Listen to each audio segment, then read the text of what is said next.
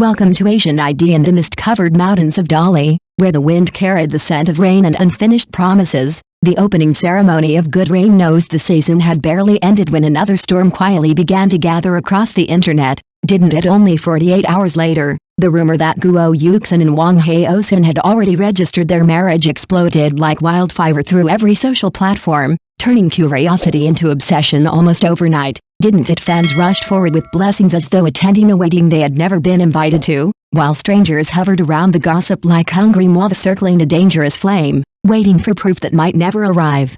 Weren't they? What fascinated people most was never the rumor itself, but the terrifying precision of its timing, because the distance between the drama's launch and the marriage speculation was so short that it felt less like coincidence and more like choreography.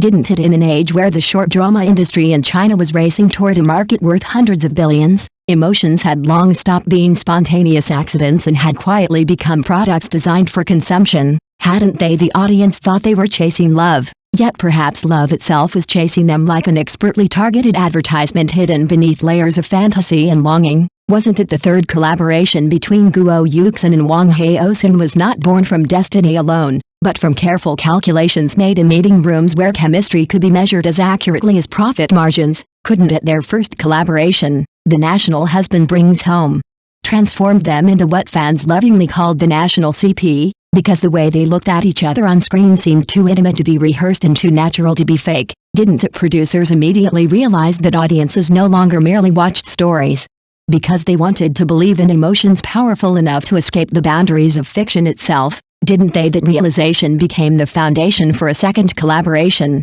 then a third, until their partnership no longer resembled casting but resembled the manufacturing of emotional addiction, didn't it? Every smile, every accidental touch, and every behind-the-scenes interaction became fragments of a larger illusion carefully stitched together to blur the line between acting and reality, didn't they? When Wang Haozhen reportedly visited Guo Yuxin late at night during another production in Hangdian, the internet devoured the footage with astonishing hunger. Because viewers saw not two actors promoting a project but two souls running toward each other as though no cameras existed, didn't they? She recognized him instantly and ran into his arms with the joy of someone returning home after years of wandering through loneliness, didn't she? Later, as she leaned her head against his shoulder while posing for photos, millions of strangers stared at a few fleeting seconds of video and convinced themselves they had witnessed something sacred, didn't they? But perhaps the most frightening part was not the intimacy itself, but how perfectly that intimacy functioned as marketing material capable of generating immeasurable traffic and engagement, wasn't it? In today's entertainment industry, ambiguity has become more profitable than truth, because certainty kills imagination while uncertainty keeps audiences emotionally trapped inside endless speculation. Doesn't it? The rumored marriage screenshots spreading through fan groups were blurry enough to avoid accountability yet believable enough to ignite discussion across every corner of social media, weren't they? Entertainment bloggers reposted the rumors almost simultaneously, their captions eerily similar as though following invisible instructions written behind closed doors nobody would ever see. Didn't they? Meanwhile, neither Guo Yuxin nor Wang Haozhen confirmed or denied anything directly, because silence itself had become the most effective language of modern publicity. Hadn't it? A simple thank you for your concern carried more power than alhouse and explanations because it allowed every fan to continue building their own version of reality inside their imagination, didn't it? The strategy was painfully brilliant, because if they denied the rumor, the heat would disappear within days, while confirmation might destroy the fantasy that kept audiences emotionally invested in the first place, wouldn't it? So the industry chose the middle ground where truth and fiction could coexist like shadows dancing beneath flickering neon lights. Didn't numbers quickly revealed the success of this emotional machinery, because reservations for Good Rain Knows the season surged dramatically within just 2 days, proving once again that curiosity often sells faster than storytelling itself.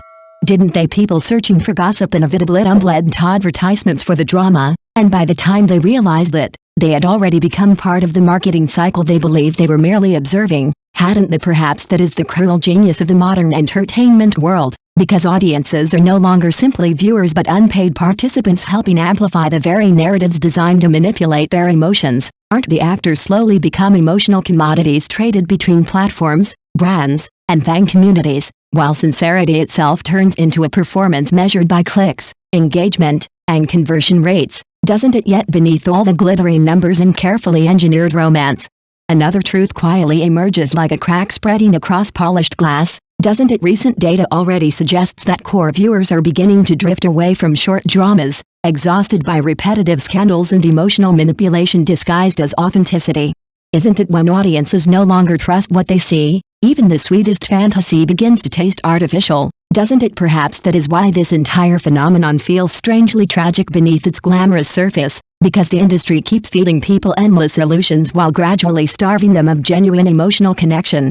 Isn't it? Guo Yuxin and Wang Haozhen may truly love each other, or perhaps they are simply two talented actors trapped inside a machine that profits from making the world believe they do, aren't they? But maybe the deeper question is not whether their love is real, because the audience itself has already chosen to emotionally invest regardless of the answer, hasn't it after all?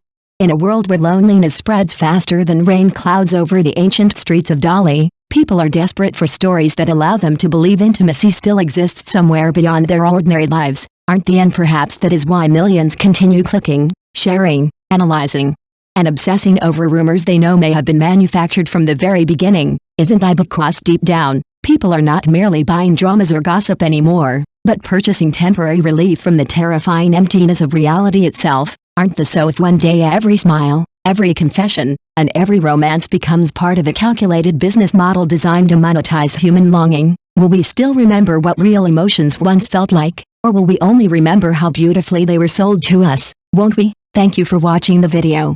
See you again.